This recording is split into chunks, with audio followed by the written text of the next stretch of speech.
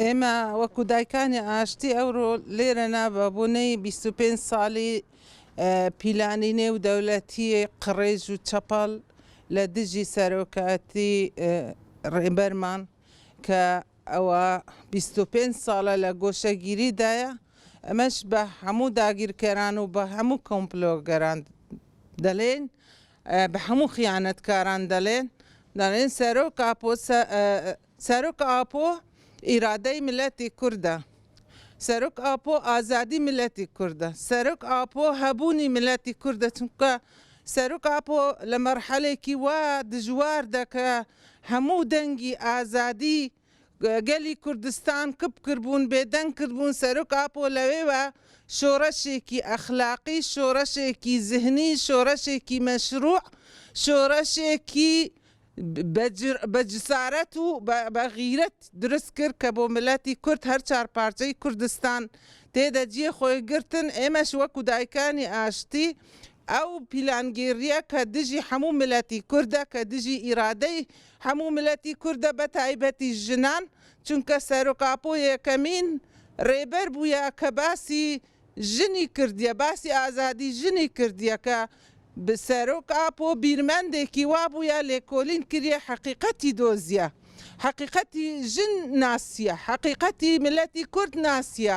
ئەو پیلانگێری نێو دەوڵەتی دەوڵەتانی زلهێز، ڕاسمالیەت، دووڕوێتی ئەو خیانەتی ئەوانەی کە بە ناوی نەتەوی کورد، بە ناوی گەلی کورد ڕاست ناکەن، درۆ لە ملەتی کورد دەکەن. ئەوە هەمووی سەرۆک ئاپۆ ئاشکرا کردیە. ئێمە لێرە وەکو دایکانی لە چکسپی سڵاو ڕێزی خۆمان لە سلێمانی لە شاری هەلمەت و قوربانی بۆ ڕێبەری ڕێبەران دەنێرین. ئێمە پێ دەڵێن سەرۆک ئاپۆ ڕێبەری ڕێبەران، ئێمە دایکان و هەموو گەلی کورد دلمان لەگەڵ دلی تو لێدە. ئێمە ئازادیت و ئازادی هەمومانە. چی دیکە قبول ناکەین ڕێبەرێکی وەکی ڕێبەر ئاپۆ، ڕێبەرێ ملەتێکی ڕەسەن، ملەتێکی دێرین 25 ساڵە گۆشەگیریدا بتن. بە داگیرکەران دەڵێن ئەی ئێوە چاوتان کۆرەیە، ئەو هەموو زڵم و نەهامەتی کە ئێوە باسی ئینسانیەت دەکەن، کە منداڵی کورد بە زمانی دەگێڕێت بە ناوی سەرۆک ئاپۆ.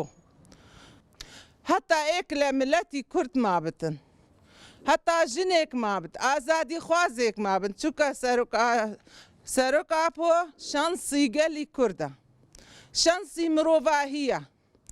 ئێمە بە دۆست و دژمنانی کوردان دەڵێن ئازادی سەرۆک ئاپۆ ئازادی کوردستانە. ئازادی کوردستان سەقامگیری ڕۆژهەڵاتی ناوەڕاستە. بە ئەوەی سیپیتی دەڵێن کە تو دەڵێ من دژی تند و تیژیمە، بەڵام بەداخەوە ڕۆڵێ خۆت نەبینی، ئەرکی خۆت جێبەجێ نەکرد، تو بووی بەشێکی هەری گەورە لە تند و تیژی دژی ڕێبەر ئاپۆ و دژی گەلی کورد و دژی ژن بە تایبەت. پێتان دەڵێن هەتا کوردێک مابێت، هەتا دایکێک مابێت. ئێمە گەلی کورد گەلێکی مەردن، چۆک لە بەردەم دژمنان دانانێن.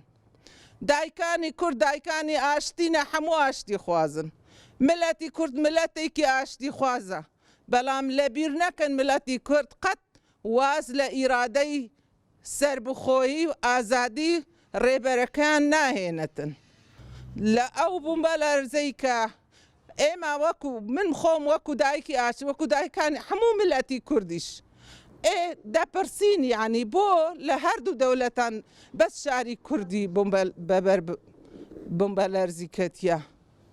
گومانمان هەیە، بەڵام بە پیلانگێڕان دەڵێن، بە داگیرکەران و خیانەتکاران دەڵێن وەرنەوەش خۆ گەلی کورد قەت تەواو نابێت، نە بە کیمیا باران، نە بە گۆشەگیری، نە بە شەهید بوون. گەلی کورد گەلێکی مەردە، سەردانانوێنێتن لە بۆ هیچ کەسێک. گەلی کورد گەلێکی ئاشتی خوازە، لە چاردەوری ڕێبەری خۆی هەموو جار بەهۆشە و بەهەشیارە و چونکە ڕێبەر ئاپۆ یەکەم سەرۆکە کە خۆی فیدای گەلەکەی کردیە. کاتی سەرۆک ئاپۆی گوتی من کوردم، یەک کەس نەبوو بڵێ من کوردم. سەرۆک ئاپۆ دەڵێ مەگوت ئێمە کوردین مردنماندا پێش چاوی خۆ. بەڵام ئێمەش وەکو دایکانی ئاشتی بە هەموو پیلان گێڕان دەڵێن. ئێمە دایکانی ئاشتینە، ئێمە خاوەنداری لە سەرۆک ئاپۆ دەکەین هەتا ئازادی.